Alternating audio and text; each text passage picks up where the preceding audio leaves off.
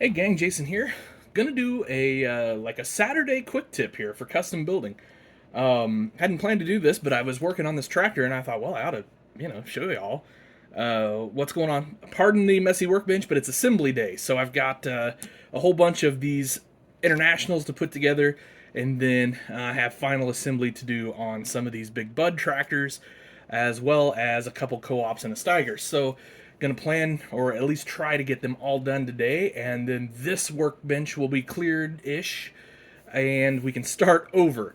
But I'm not even going to sugarcoat it. This is pretty typical of what my workbench looks like. I'm a scatterbrained mess a lot of the times. So what I want to talk to you guys about today is on certain tractors, when you're mounting a wheel and tire like so, this goes all the way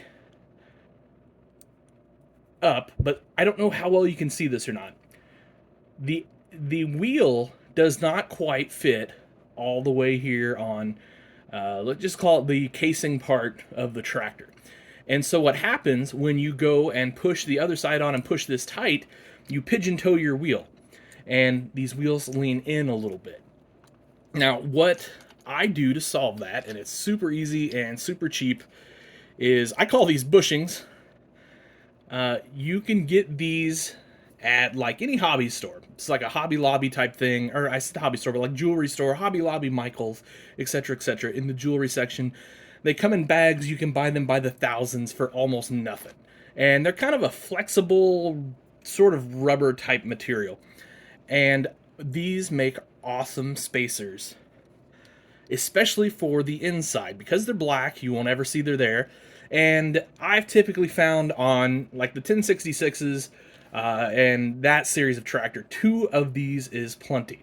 So now, when I go and slide my wheel on, it is up against the bushing or the spacer,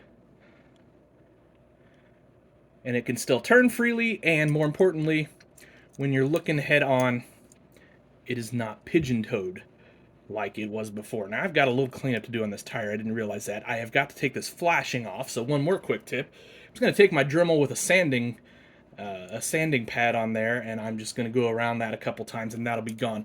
But I'm just test fitting right now, and I'm going to test fit this other side just real quick so I can show you, again, two bushings or spacers, whatever we want to call those, jewelry bead thingies, and of course, gravity still works, so of course that was silly of me to do that.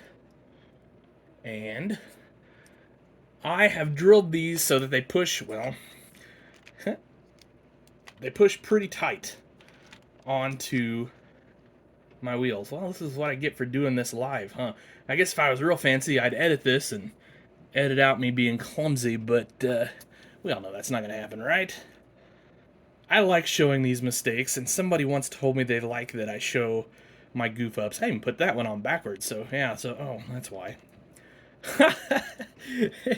And I knocked another bushing off.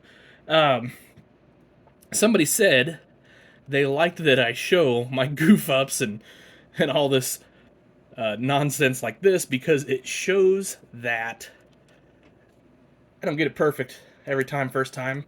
In fact, I rarely ever get it perfect first time every time. Sometimes I don't get it perfect on the 100th try. Anyway, there we go, guys. Pardon the mess again, but they'll roll. These will stay on. If you're worried about your wheels popping off, I've got to straighten my. I've got to even up my axle. I'm actually going to put some hubs for duals out here on the ends of those.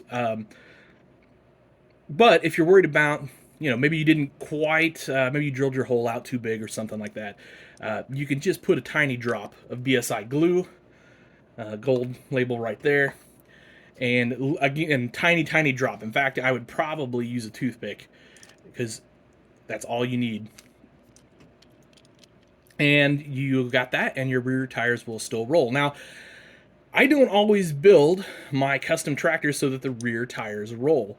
A lot of guys that have me custom build for them for displays, especially if they're going to take the display to National Lafayette, someplace like that, do not want their tractors to roll, so they don't take the chance of rolling off the display.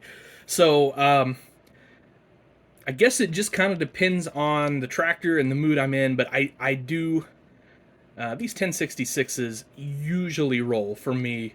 If you're gonna get them at a show for me, but like I said, I do build a lot of my tractors where they won't roll because a lot of display guys don't like that. So anyway, there's a 5 millionth 1066. Got a little work to do yet on it. Actually, quite a bit of work to do yet on it to get it to where I want it.